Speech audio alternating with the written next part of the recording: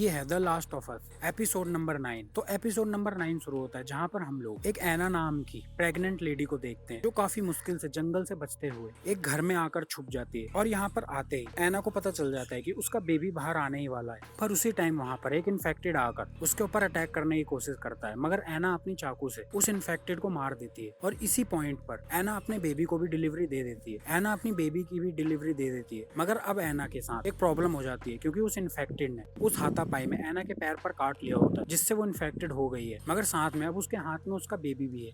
और इसी के कुछ देर बाद वहाँ पर फायर फ्लाइज की लीडर मैलरी भी आ जाती है। इसके बाद एना मैलरी को पूरी स्टोरी बताती है कि उसको इन्फेक्टेड ने काट लिया और वो कुछ ही देर में कन्वर्ट हो जाएगी, मगर उसका बच्चा एकदम सेफ है। पर ये बात एकदम झूठ होती है क्योंकि एना को उस इन्फेक्टेड ने डिलीवरी देने से पहले काट लिया होता है। लेकिन एना अपनी बातों से पूरी तरह से मैलरी को भरोसा दिला देती है कि उसका बच्चा एकदम सेफ है। और वो उसे अपना बच्चा देते हुए उसे साफ बोलती है कि वो उसके बच्चे का ध्यान रखे। तो मैलरी भी उसके बच्चे को लेकर एना को गोली मारकर खत्म कर देती है। इसके बाद हम दोबारा से प्रेजेंट टाइम में आ जाते हैं। यहाँ पर अब एली उस इंसिडेंट के बाद जब से डेविड ने उसके साथ जबरदस्ती करने की कोशिश करी है, तब से एली काफी ज्यादा डिप्रेशन में है और वो हर समय उसी बारे में सोच रही है, जिसे देखकर जोल उसे काफी समझाने की और उस बारे में ना सोचने की बात बोलता है। मगर इस समय एली काफी ज्यादा परेशान होती है अंदर ही अंदर से। मगर फिर भी वो दोनों अपना सफर तय करना शुरू कर देते हैं। और वो दोबारा से जब थोड़ी ही आगे पहुंचते हैं तो वो एक जगह देखते हैं जहाँ पर उन लोगों को जिराफ का एक ग्रुप मिलता है जो यहाँ पर काफी अच्छी तरह से जी रहे होते हैं, जिसे देखकर एली भी काफी ज्यादा खुश होती है। और इसी पॉइंट पर जोल एली को बोलता है कि अगर वो चाहती है कि वो दोनों अभी इस मिशन को यहीं पर रोक दें तो वो ये कर सकते और वो दोबारा से उसके भाई टॉमी के कैंप जा सकते हैं। मगर एली उसे जवाब देती है कि उन लोगों को यहाँ तक आने के लिए काफी लोगों के साथ उन लोगों को यहाँ तक पहुँचने के लिए अपने काफी सारे लोगों को खोना पड़ा है, तो अब वो इस मिशन को पूरा किए बिना वापस नहीं जाएगी और उसको किसी भी कीमत पर फायरफ्लाइज के उस ग्रुप तक फायरफ्लाइज के उस कैंप तक पहुंचना ही होगा। तो वो दोबारा से अपने सफर पर आगे निकल जाते हैं। और इसी सफर में अब जोल एली को बताता है किस तरह से उसकी बेटी की जान गई थी इस इन्फेक्शन के फैलने की वजह से, जिसमें उसी की गवर्नमेंट की आर्मी ने की बेटी को जान से मार दिया था। जिसके बाद वो एकदम पागल हो गया था और उसने जीने की एकदम उम्मीद छोड़ दी थी, मगर वो अपनी कमजोरी की वजह से अपनी जान तक नहीं ले पाया। तो अब जोल की ये बात सुनकर एली भी अपनी वो स्टोरी उसको बताती है जिसमें उसने अपने दोस्त को खोया था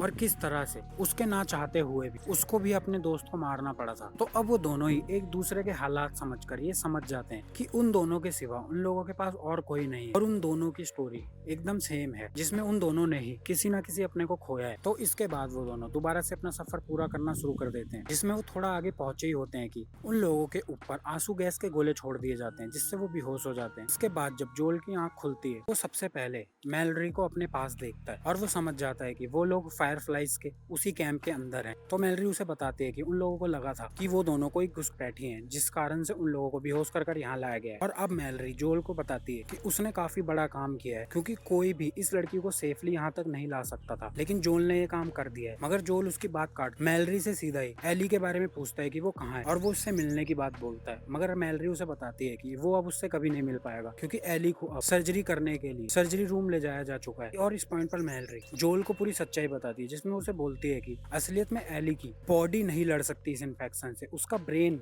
इस इन्फेक्शन से लड़ सकता है क्योंकि उसके ब्रेन में ही कुछ ऐसी चीज है जिस कारण से वो इन्फेक्शन को बढ़ने से रोक देता है। और उन लोगों को इस इन्फेक्शन को रोकने के लिए उसकी बॉडी की नहीं उसके ब्रेन की जरूरत है। इसका मतलब इस सर्जरी में उसके ब्रेन को निकाल लिया जाएगा, जिसके बाद एली मर जाएगी मगर इस इन्फेक्शन की दवाई बन जाएगी। अब ये सुनकर जोल को काफी गुस्सा आता है और वो मैलरी को ये करने से रोकने की कोशिश करता है, लेकिन मैलरी उसे बताती है कि वो किसी एक इंसान के लिए दुनिया में बची सभी इंसानों की बलि नहीं चढ़ा सकती है और उसे ये करना ही होगा। जिसके बाद मैलरी अपने कुछ लोगों को वहाँ बुलाकर जोल को बंदी बनवा लेती है और वो उसे लेकर दूसरे रूम में बंद करने की बात बोल देती है। लेकिन जोल कुछ ही स्टेप चलने के बाद उन सभी फायरफ्लाइज गार्ड्स के ऊपर अटैक कर उन्हें मार देता है और वो जल्दी से अब उस रूम तक पहुंच जाता है जहाँ पर इस समय एली को बेहोश कर उसकी सर्जरी होने वाली है। वो वहाँ जाते ही डॉक्टरों को ये करने से रोक देता है, जिस कारण से वहाँ पर मौजूद एक डॉक्टर जोल को रोकने की कोशिश करता है। तो इसी कारण से जोल उस डॉक्टर को सीधा ही गोली मार देता है, जिसे देखकर वहाँ पर मौजूद सभी जूनियर डॉक्टर साइड हो जाते हैं और जोल एली को लेकर वहाँ से बाहर निकल जाता है। मगर जैसे ही वो वहाँ पर पार्किंग में पहुँचता पहुंचता है गाड़ी लेने के लिए। तभी वहाँ पर मैलरी भी आ जाती है और वो दोबारा से जोल को ये करने से रोकती है और वो उसको समझाने की कोशिश करती है कि वो कितना बड़ा ब्लंडर करने वाला है, क्योंकि वो इस एक लड़की को बचाकर इस दुनिया से इंसानों को पूरी तरह से मिटवा देगा और वो ये नहीं कर सकता है क्योंकि यहाँ पर मौजूद सभी लोगों ने इस चीज को रोकने के लिए अपने किसी न किसी को खोया है और वो इस लड़की को बचाकर सबको खतरे में डाल रहा है। लेकिन जोल उसकी सभी बातों को इग्नोर करते हुए मैलरी को शूट कर देता है। इसके बाद वो वहाँ से एक कार लेकर एली को लेकर निकल जाता है। अब जब कुछ ही देर बाद एली को दोबारा से होश आता है तो वो खुद को जोल के साथ एक गाड़ी में पाकर थोड़ा शौक होती है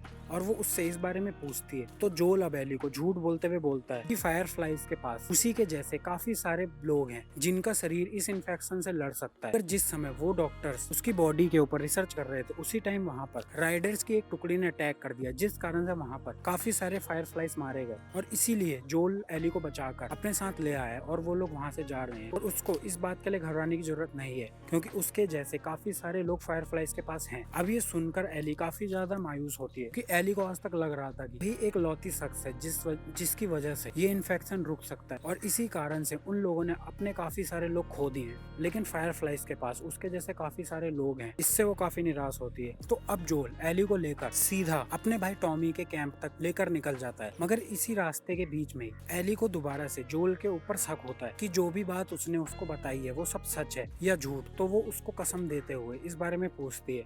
तो दोबारा से जोल एली को झूठ बोलते हुए कसम खा लेता है और वो उसे बोलता है कि उसने जो भी उसे बताया वो सब कुछ सच है। मगर एली को देखकर साफ पता चलता है कि उसको जोल की बातों पर पूरी तरह से भरोसा नहीं हो रहा है। लेकिन फिर भी एली जोल के साथ उसके भाई टॉमी के कैंप तक पहुंच जाती है और ये लास्ट ऑफ अस का सेशन नंबर 1 यहीं पर फिनिश हो जाता है।